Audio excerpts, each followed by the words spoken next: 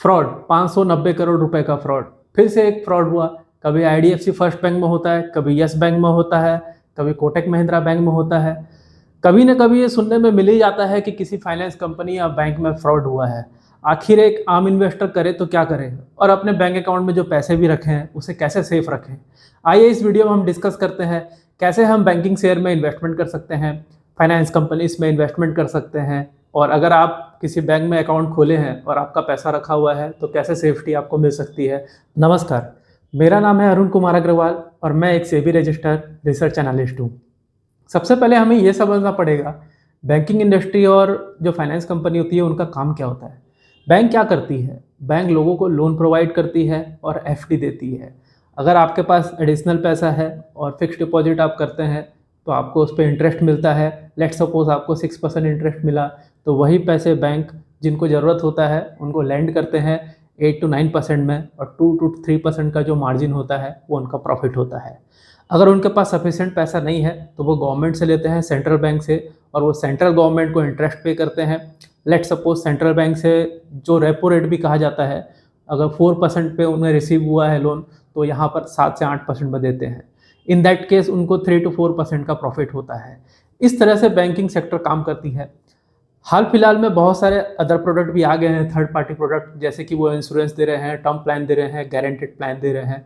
वो सब additional benefit है, बट मेजर जो काम होता है वो बैंकिंग इंडस्ट्री का यही होता है। हर बैंक खाते में 5 लाख रुपए तक का इंश्योरेंस होता है। अगर आप पैसे रखें अपने अकाउंट में 10 लाख रुपए, तो आपको 5 लाख रुपए तो मिलेंगे ही मिलेंगे। 10 लाख की कोई गारंटी नहीं है, लेकिन 5 लाख रुपए का इंश्योरेंस होता है, वो आपको बैंक डूबने पर भी मिलेगा। तो किसी भी बैंक में आप पैसे रखते हैं तो आप अकॉर्डिंगली पैसा डिपॉजिट करें कि मुझे 5 लाख तक की ही सेफ्टी मिलेगी। अब सबसे बड़ी बात यह आती है कि ये बैंकिंग और फाइनेंस सेक्टर में ये प्रॉब्लम्स क्यों आते हैं।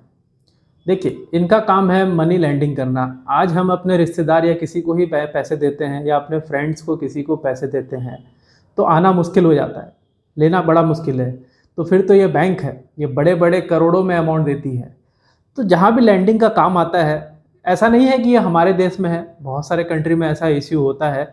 तो टाइम टाइम पे आप देखेंगे कि हर फाइनेंस कंपनी और बैंकिंग इंडस्ट्री में ये प्रॉब्लम्स होते रहते हैं।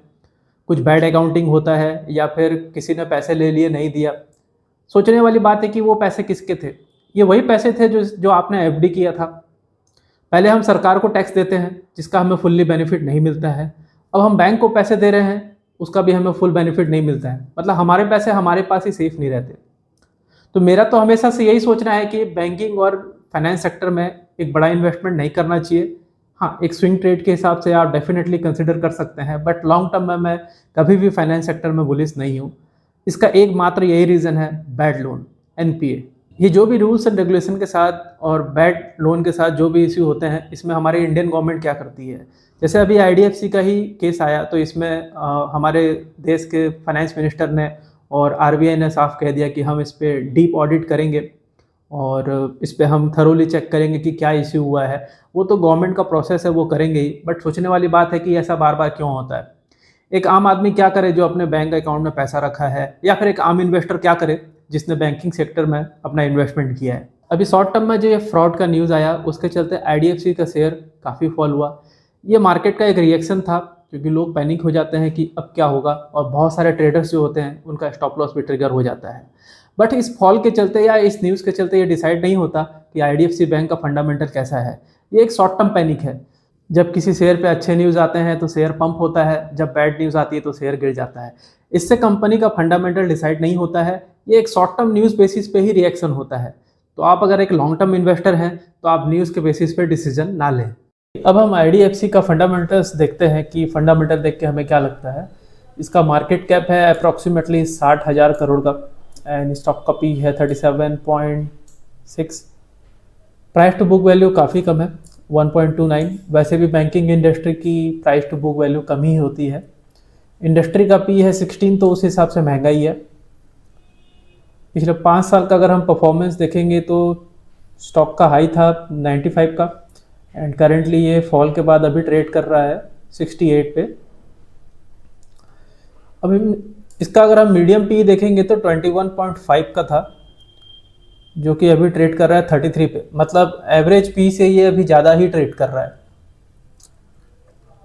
इसके क्वार्टरली रिजल्ट को अगर हम देखते हैं तो इसमें कंटिन्यूस सेल्स में ग्रोथ हुई है, लेकिन नेट प्रॉफिट में काफ़ी अनस्टेबिलिटी रही है। अगर आप मार्जिन भी देखेंगे यहाँ पर तो कभी 5-6%, 7%, 8% से 15, 17, 18, 15, लेकिन सब नेगेटिव में। मतलब कहीं से भी यहाँ पर स्टेबिलिटी नहीं थी ऑपरेटिंग प्रॉफिट मार्जिन पे।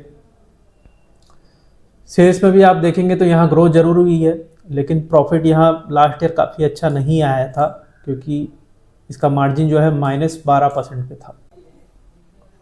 IDFC फर्स्ट का टेक्निकल चार्ट चेक करते हैं। स्टॉक लिस्ट हुआ था अप्रॉक्सीमेटली इसी प्राइस पे 68 पे। अगर किसी ने इन्वेस्ट किया था तो 10 साल से उन्हें कुछ रिटर्न नहीं मिला है अगर देखें तो।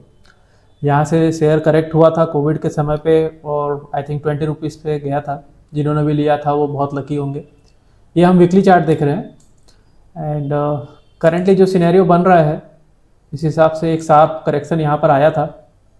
हम देख सकते हैं यहाँ पर 85 रुपीज़ से ये स्टॉक 67 पे गिरा था। ये एक पैनिक सेलिंग है एंड आई थिंक ये 52 के नीचे नहीं जाना चाहिए। 52 ये लास्ट पॉइंट होना चाहिए करेक्शन के लिए। एंड ये गैप भी यहाँ पर गैप डाउन भी हुई है, ये भी रिकवरी होगी, बट समय लगता है चीज़ों पे। ये इसका एक सपोर्ट जोन है and this is the second support zone. अगर हम यहाँ बात करें इसका रेसिस्टेंट लेवल यहाँ पर, तो ये यहाँ रेसिस्टेंट लेवल हुआ इसका। आई थिंक ये यहाँ से एक हैंडल बना के ये कप एंड हैंडल पैटर्न बन सकता है इन फ्यूचर। एंड इसका हम अगर टारगेट निकालें इस पैटर्न से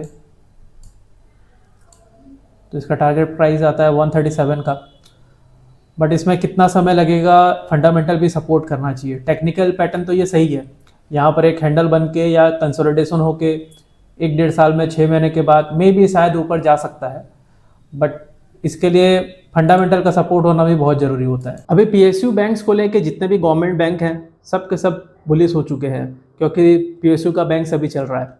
लोगों की नज़र तभी पड़ती है जब कोई शेयर चलना चालू होता है, लेकिन तब नज़र नहीं जाती है जब फंडामेंटली कंपनी का काफ़ी स्ट्रांग होता है और शेयर प्राइस नीचे मिलता है। तो हमेशा हमें फंडामेंटल और वैल्यूएशन चेक करना बहुत ज़रूरी है। अगर आप देखेंगे PSU बैंक्स तो कभी चलता है कभी नहीं चलता है, लेकिन आप पास्ट रिकॉर्ड देखेंगे पिछले 20 साल का तो हमेशा ऐसा कुछ ना कुछ होता है, फिर शेयर पंप होता है और उसके बाद फिर सालों तक रिटर्न नहीं आता है। जैसे आप देखेंगे 2012-13 में भी ऐसे ही पंप हुआ था सारे PSU बैंक्स, और उसके बाद 7 से 8 साल तक कोई भी PSU बैंक्स में वो प्राइस नहीं आए थे। अभी गवर्नमेंट काफ़ी PSU बैंक्स को मर्जर कर रही है, जिसके चलते अकाउंटेबिलिटी अच्छी हुई है और प्रॉफिट ग्रोथ हुआ है, कॉस्ट कटिंग हुआ है। बट पिछले कुछ क्वार्टर से मैं देख रहा हूँ कि उसके सेल्स ग्रोथ काफ़ी स्लो हो चुके हैं। मुझे नहीं लगता है आने वाले दिनों में कि PSU बैंक्स आने वाले दिनों में एक मल्टीबैगर बन सकता है और बहुत अच्छा रिटर्न देगा। मैंने उस पर इन्वेस्टमेंट किया था, लेकिन एक स्विंग ट्रेड के लिए किया था, जिसमें मैं अपनी धीरे धीरे पोजीशन कम कर रहा हूँ और एग्जिट कर रहा हूँ। तो मेरा हमेशा से यही मानना है कि आप गवर्नमेंट कंपनीज में जब भी इन्वेस्टमेंट करते हैं और बैंकिंग सेक्टर में, फाइनेंस सेक्टर में जब भी इन्वेस्टमेंट करते हैं तो सोच समझ के इन्वेस्टमेंट कीजिए। ये सब सेक्टर में बहुत रिस्क होता है। गवर्नमेंट सेक्टर में, जैसे मैंने अपने पुराने वीडियो में भी बताया है कि गवर्नमेंट बिजनेस करने के लिए नहीं आती है, वो लोगों के बेनिफिट्स के लिए बिजनेस पे आती है और मोनोपोली ना रहे इसी के लिए आती है। वैसे ही फाइनेंस और बैंकिंग इंडस्ट्री में बैड लोन्स का बहुत रिस्क होता है, इसलिए मैं उसे अवॉइड करता हूँ। अब मैं आपको एक कंक्लूजन देने वाला हूँ। मैं जो आपको एक कंक्लूजन दूंगा ये टोटली मेरा पॉइंट ऑफ व्यू है। आप क्या डिसीजन लेते हैं आप अपने फाइनेंशियल एक्सपर्ट से एडवाइस लीजिए, उसके बाद ही लेना। देखिए, मेरा तो हमेशा से यही मानना है कि बैंकिंग और फाइनेंस सेक्टर में लॉन्ग टर्म इन्वेस्टमेंट नहीं करना चाहिए, क्योंकि कुछ ना कुछ बैड लोन्स कुछ ना कुछ साल में हो जाते हैं और किस बैंक में होगा हमें पता नहीं है। तो मैं हमेशा बैंकिंग और फाइनेंस सेक्टर को अवॉइड ही करता हूँ। हाँ, कभी अपॉर्चुनिटी दिखती है और फंड फ्री होता है तो मैं स्विंग ट्रेड के लिए डेफिनेटली इन्वेस्टमेंट करता हूँ, बट मेरा विजन हमेशा लॉन्ग टर्म के लिए होता है तो मैं इसे अवॉइड ही करता हूँ। वैसे IDFC के विषय में मुझे क्या लगता है, मुझे नहीं लगता है कि IDFC जैसी बैंक जीरो हो जाएगी। कंपनी अभी भी प्रॉफिटेबल है। अगर आप क्वार्टरली प्रॉफिट देखेंगे तो एक क्वार्टर का प्रॉफिट ही 400-500 करोड़ रुपीज़ है। तो ये 590 करोड़ का जो डिफ़ॉल्ट हुआ है, मुझे लगता है वो तो एक क्वार्टर के प्रॉफिट से ही मैचअप हो जाएगा और शायद 590 करोड़ में भी कुछ और एक्स्ट्रा इनकम निकल सकती है। तो ये एग्जैक्ट 590 करोड़ नहीं होगा, अमाउंट शायद रिड्यूस हो सकता है। कुछ समय तक स्ट्रगल रह सकता है IDFC फर्स्ट बैंक में। आई थिंक अभी प्राइस 67 के आसपास ट्रेड कर रहा है, जिसका लोएस्ट सपोर्ट है आई थिंक 52-53 रुपीज़ के आसपास।